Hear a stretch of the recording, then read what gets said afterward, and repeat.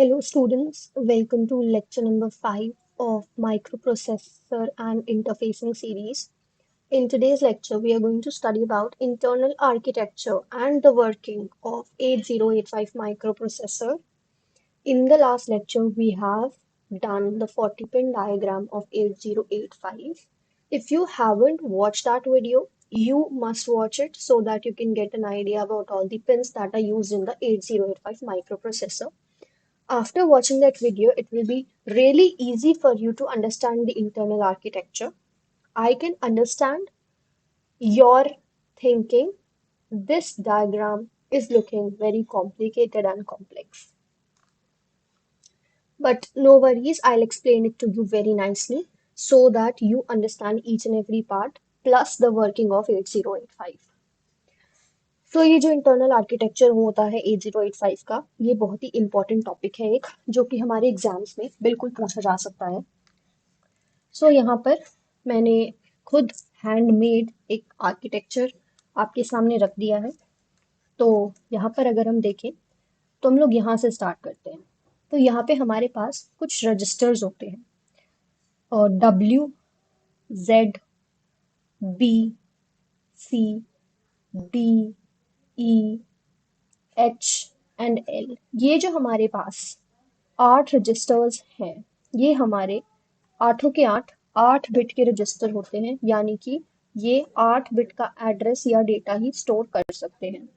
उसके नीचे हमारे पास आता है हमारा स्टैक पॉइंटर, देन आता है हमारे पास प्रोग्राम काउंटर जिसको हम पीसी से भी नोट करते हैं, एंड सेकेंड आती है हमारे पास इंक्रीमेंटिंग एंड डिक्रीमेंटिंग रजिस्टर जो कि है 16 बिट का।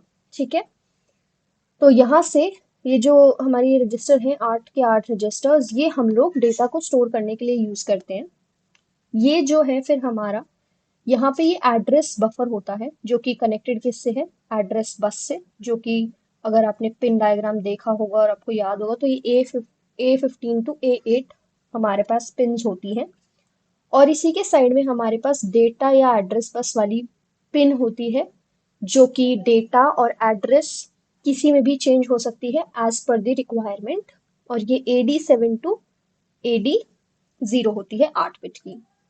अब ये जो एड्रेस बस है ये यहाँ से हमारे पास कनेक्टेड होती है, यहाँ पर ये हमारे पास है यहाँ से लेके और यहाँ तक 8 बिट की इंटरनल बस। इससे बहुत सारी चीजें कनेक्टेड होती हैं। सबसे पहले यहाँ पे आता है हमारे पास इंस्ट्रक्शन रजिस्टर या फिर हमारा IER रजिस्टर, जो कि अगेन हमारे डेटा को स्टोर करके रखता है टेम्परेरीली।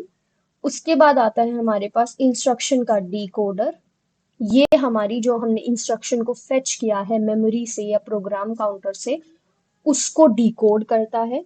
और ये हमारी सारी चीजें जो होती हैं ये किसकी वजह से होती हैं, यहाँ पे जो ये टाइमिंग एंड कंट्रोल का ब्लॉक बना है उसकी वजह से। सारा टाइमिंग और जितना भी हमारा कंट्रोल है ये इसी से ही होता है।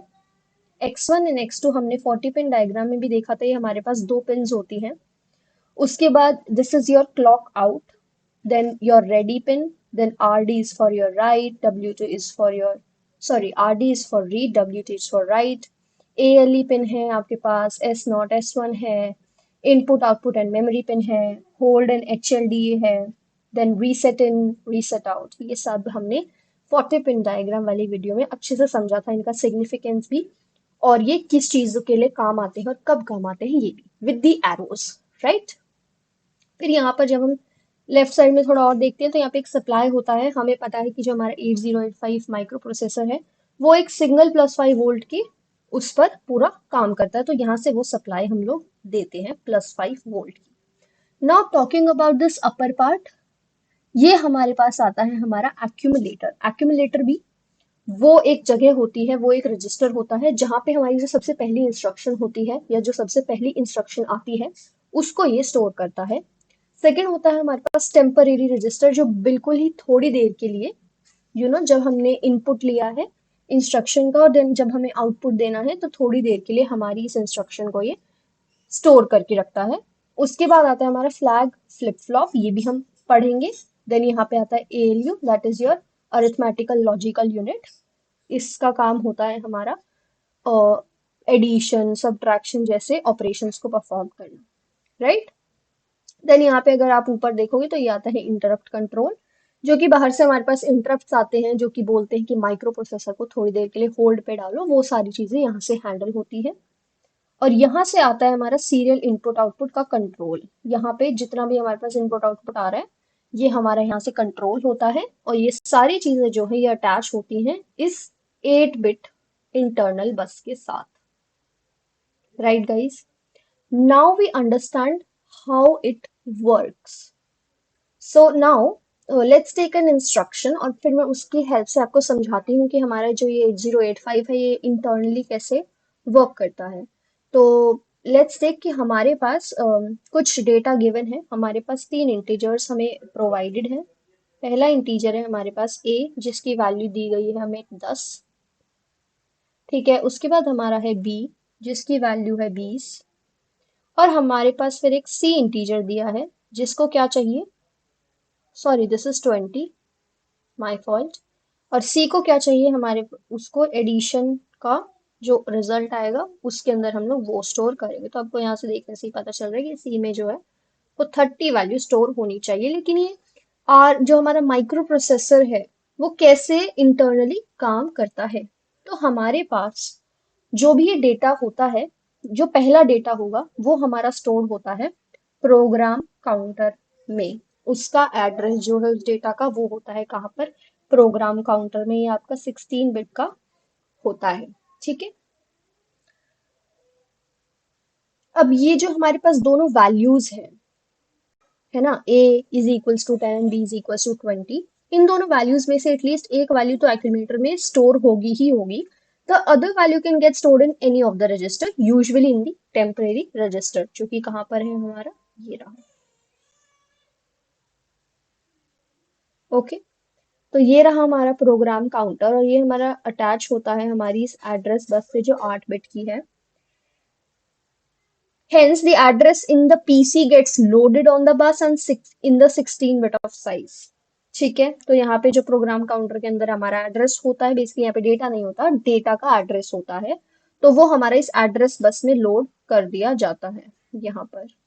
ठीक है, अब ये एड्रेस बस के थ्रू मेमोरी में गया। ठीक है, वहां से उसने डेटा उठाया। Now we have to basically read the instruction at this address. This is done by the timing and control unit. ठीक है, now comes the data bus. अब उस इंस्ट्रक्शन को डेटा बस में भेज दो। तो जो हमने अब यहाँ से अपनी मेमोरी से डेटा को रीड कर लिया है, डेटा को पिक किया है, उसे अब हम लोग अपनी डेटा बस में या डेटा बफर में भेज देंगे। That instruction gets welcomed by the instruction register. इस प्रोसेस को हम बोलते हैं इंस्ट्रक्शन फेच। तो वो हमारा डेटा पूरा यहाँ से लेकर वहां तक ट्रैवल करके गया है, कहाँ पे, इंस्ट्रक्शन रजिस्टर में। इसको हम बोलते हैं instruction fetch cycle. Now two things will happen. सबसे पहले हमारा जो डिकोडर है, जब इंस्ट्रक्शन यहाँ जाएगी तो उसे वो डिकोड करेगा।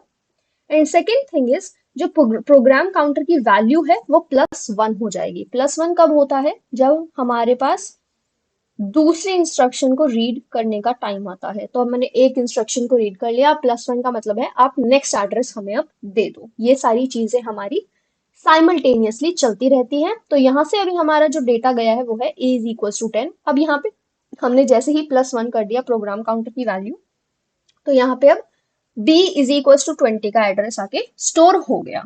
Okay, now the decoded value that is a is equal to 10 will be loaded in the accumulator.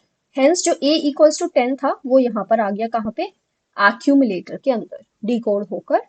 Now in register b, जो प्रोग्राम काउंटर से हमने अब फेच कर लिया है, जो b इक्वल्स टू 20 है, उसको उसको अब हम b वाले रजिस्टर में स्टोर कर देते हैं, जो यहाँ पर है ये वाला b वाला रजिस्टर, राइट। ये भी किसका है, 8 बिट का। जैसे हमने इसको एक्यूमुलेटर में स्टोर किया था a वाले को, ऐसे ही हम b रजिस्टर में b इज इक्वल टू 20 वाले इंस्ट्रक्शन को स्टोर कर देंगे। Now the next instruction is basically add, right. हमें ए और बी की जो वैल्यूज है दोनों को लोड कर लिया हमने मेमोरी से निकाल के, अब हमें उसे क्या करना है, ऐड करना है। ठीक है, एक्यूमुलेटर के पास वैल्यू है 10, बी रजिस्टर के पास है वैल्यू 20। नाउ ये जो बी रजिस्टर के पास वैल्यू 20 है, ये कहां पर चली जाती है, यहाँ के थ्रू। हमारे इस टेम्परेरी रजिस्टर में। ओके, तो ये जो टेम्परेरी रजिस्टर है, यहाँ पर हमारी वैल्यू आ जाती है 20। तो मैं अगर यहाँ पे लिख दूं कि यहाँ पे वैल्यू 20 है और इधर वैल्यू 10 है, तो यहाँ पर ये दो वैल्यूज क्यों आई? बिकॉज अभी हमें एक ऑपरेशन परफॉर्म करना है, और ऑपरेशन जो ये एडिशन सब्ट्रैक्शन वाले होते हैं, ये हमारा एएलयू ही करता है। और ये एक्यूमुलेटर और जो टेम्परेरी रजिस्टर है, वो दोनों किससे कनेक्टेड होते हैं? हमारे एएलयू से। अब ये जो दोनों डेटा है, a is equals to 10 and b is equals to 20, ये हम accumulator में भेजते हैं। accumulator इसका आंसर निकाल रहा है 30। Now we can store this result in the accumulator again. Okay, then we can give the result to the memory or any input output device. So that is how the whole processing of an internal architecture works, right? So in this video I've explained you very clearly with in help of examples कि हम लोग कैसे क्या process करते हैं। मैंने आपको internal architecture की हर एक चीज को समझा दिया है। I hope everything is very clear to you. अगर आपको कुछ भी डाउट होता है, you can comment down below. I can explain you even in the comments, right? So that's it for the video. Thank you. Let's meet in the next lecture.